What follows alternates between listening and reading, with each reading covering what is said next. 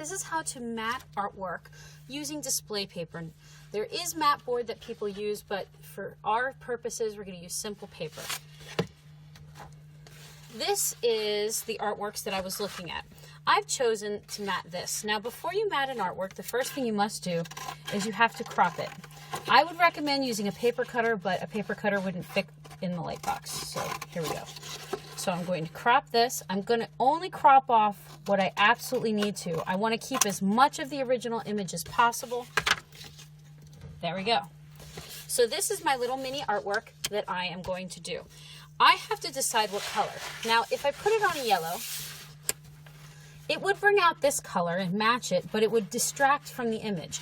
I want something that goes with this, but doesn't distract from it.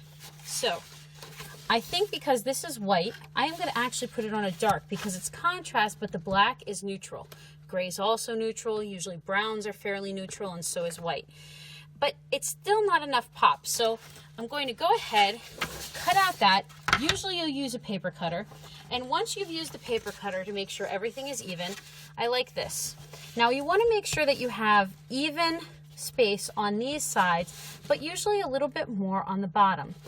The other way you can do it is to put it perfectly centered with these two even, but you never want more on the top than the bottom. This is a visual weight issue. Our eyes like a little bit more on the bottom than the top, so it's okay to do that. So I'm going to go ahead and put it there, and I think that will look good. So then I'm going to take masking tape, which is this, and I'm going to get enough, maybe an inch or less, and I'm going to make little tape circles. Now you could glue it, but if you glue it, the work will never come off of this paper. So it's up to you, but you need to know which. This paper I'm using is a cardstock, so it's nice and stable. Now, on the back of the artwork, I want to put these tape circles as close to the sides as possible without them showing when I put the work down.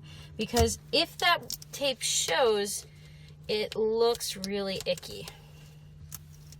It's kind of like having toilet paper sticking out of your pants when you come out of the bathroom. It's just gross. Don't do it. All right, so I'm going to put this here, put this there. I have a little bit of space on the bottom, and I'm going to press from the inside out, diagonal, and then diagonal crisscross, and then the image is nice and down. There's a little bit too much room on the bottom, so I'm going to just trim that off. Now that looks good, but if I take everything else away from that image, it looks kind of plain. So I'm going to look for another color, which I've already done ahead of time, and I love this blue.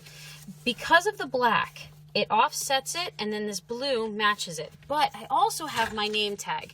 So I could either mount my name tag on a separate piece of paper like this, and I could go like this, or I could just put this straight on like this.